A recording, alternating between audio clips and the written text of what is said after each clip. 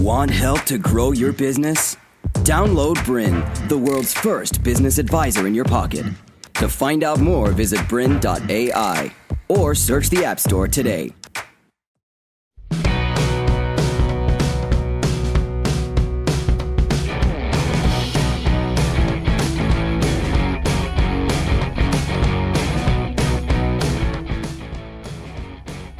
Hi, I'm Andy and this is my wife Ange, and welcome to The Tradie Show. It's a hot topic we're talking about today. How to work with your partner without killing each other. Wow, I talk to a lot of tradies in regard to this and their partners, and it's hot topic. Yeah, huge topic. We talk to trade business owners from all around the world, and this is by far one of the things that we get asked the most is, how can you as a husband and wife team work together so well and still make it work and still be a profitable business? And absolutely massively hot subject. Yeah, and sometimes I've said to Anne, sometimes I feel like a marriage counsellor, but I get it from both sides, and it's really good to get that perspective. You know, the tradie side, he gets up early in the morning, he works his ass off, it's really hot and he's digging or whatever he's doing, but he's had a really hard day at work. He comes home and the wife maybe be like, have you done the quoting? Have you done the invoicing? Have you put the materials in? And then I have a chat with the wife and goes, I've been running successful businesses for years and all I need him to do is this simple task and he won't do it. He's driving me insane. How can we work out and how do we fix this? And how do we fix it? You make me feel really stressed just even thinking. And this is what we're going to talk a lot about today, because it is a real common trend with everyone, and society these days and the way life is so busy out there. You know, we just don't have enough time in a day with obviously each other and the kids' sports and everything we're doing. It gets busy, doesn't it? It gets really busy. It gets busy. But let me tell you this, there is absolutely a way of how you can actually work with your partner better so that you don't kill each other. 100%. We've worked it out. We have worked it out. We've had to. Because typically, trade business owners or a tradie will start his business and it's just him, isn't it? Like he starts alone in this trade business, but then soon enough, the he becomes we when she joins the business, and this is often from a number of different reasons. Either 100%. Maybe the business has scaled and it gets to a point that it's unmanageable, and he says, "You've got some great skills that you can add to this business. It's cheaper for you to come and work with me. Why don't you come in?" Or it just reminded me, when I first started my business, and I'd been running the business really by myself for 4 years, and then we finally realised we're at a size that you need to leave your job at Coke and come and work for us.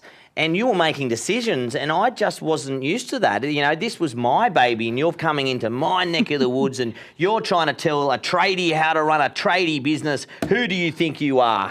Yeah, so don't think like we all haven't been there. We've totally been there too.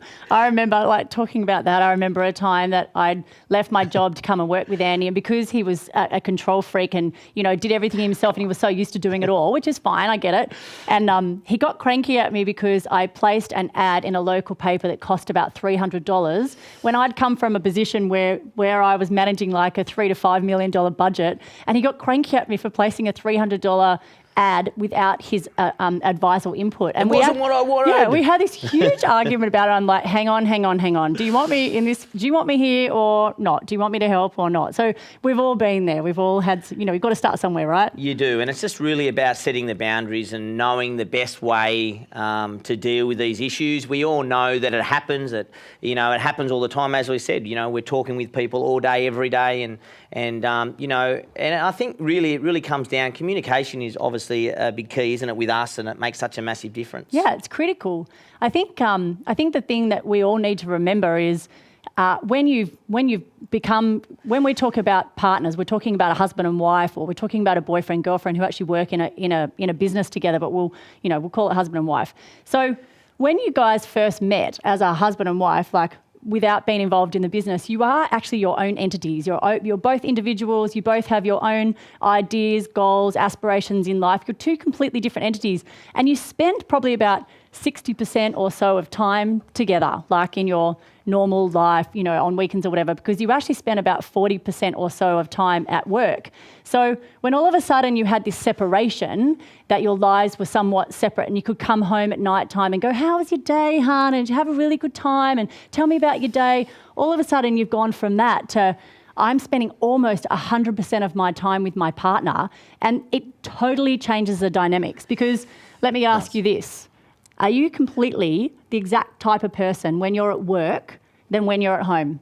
The exact? No, you're certainly not, because when you're at work, there's things happening that you didn't realise. There's problems, there's issues, there's stresses within the day, and I think you act differently. And I think then when you go home, well, sometimes you can drag that stuff along, and when your partner is involved in that, and you've been having these little issues during the day, you tend to bring it home and start to voice out loud about your day and what happened and how it was a problem. And it's not even necessarily the wife, it's not the wife that's done the wrong thing, but you're starting to bring this, a little bit of aggression and carries over, and the kids are sitting there going, look at my lunatic parents. They're going nuts. Yeah. So you've got to be careful. It does create a lot of stress, it creates a lot of stress and tension in your life when all of a sudden you're now trying to communicate differently at work because you have an expectation that someone should deliver something and maybe they're not doing it, or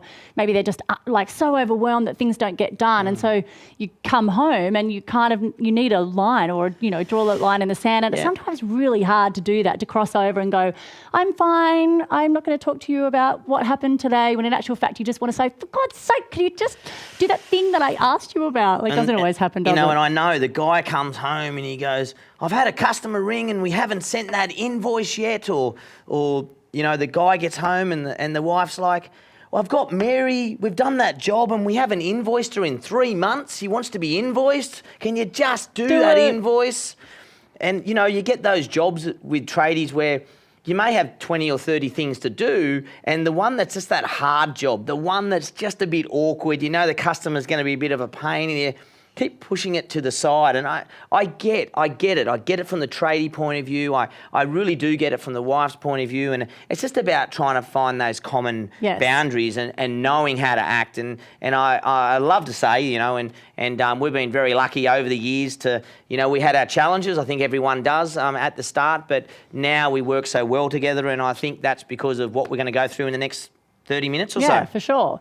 So I know we joke about this. We joke about, what happens in life, but, we kind of have to make light of it, because in actual fact, this is a really, really serious issue, because what we do know is that the global divorce rates are really, really high. They're actually between 40 to 60%. And in actual fact, in Europe, they're actually over 60%. So we've got to stop this. That's almost 2/3. Yeah, it's absolutely massive. And that's really hard for a trade business owner, because as we know, most trade business owners, when they start with just him, more often than not, when they scale and they start getting bigger, it is often she that ends up coming into the business before they actually go and employ any additional staff. So we're putting so much pressure onto a trade business because of the husband and wife now working together and spending like 100% of time together pretty much. So how do we fix that? How do we make sure that we have a more of a harmonious, relationship, so that we stop these divorce rates and actually work well? Yeah, well, as I mentioned earlier, it's communication. I think communication is the key. I think you need to discuss where you guys are at, what some of the different traits we all have. I sometimes can be, if anyone's done the DISC profile, I'm a high D and I'm a bit of a finger pointer and want things done my way, and sometimes a bit of a control freak, but don't tell Ange that. But sometimes it's a challenge, but, we know how each other works. We know when to pick our battles. We know when one's having a good day or a bad day, and you just got to deal with it the best you can. So how about we actually share with them the 100% profitable partner formula? Because once you know this, and once you understand how you can actually get the best out of each other and how you can actually prevent killing each other so that you actually have a harmonious business and a harmonious life, you're never going to be treating your partner the same ever again. You'll love this. So let's get into it. Profitable partner formula. Yes, Let's go. The profitable partner formula. All right, here it is. This axis is all about work and home, and then me, to we, all right? There are 4 quadrants that we actually need to consider in here. The first one is identity, when we look at me at home. Then me to work is authenticity. We need to talk about unity, which is all about work and we. And then the last one is about connectivity, which is all about we at home. So we're going to take you through all 4 of these quadrants. Feeling comfortable? Very comfortable. Ready to go. Let's do this thing. So, identity. This is really, really critical. This is about you at home, right? Me. I've got to think about myself. So this is all about your own identity. And it comes with the fact that you've got to remember that you are your own person first, aren't you? So before I ever met Andy, even today, I still have my own thoughts, feelings, ideals in life. I still have my own expectations out of my world. And now I hope that my husband and I don't collide, as an example. And we've worked that out. So the critical thing here is all about vitality. So in that respect, this is stuff that we all know. It's just whether or not we apply it into our life and whether or not we have these habits. So things like drink 8 glasses of water a day and move your body consistently, do 30 minutes of just casual walking or some form of exercise every day, or most importantly, get to bed on time, like have a really good night's sleep, because they say if you don't get a good night's sleep, it increases stress levels and you can... To continue enjoying this presentation, download BRiN, the world's first business advisor in your pocket. To find out more, visit BRiN.ai or search the App Store today.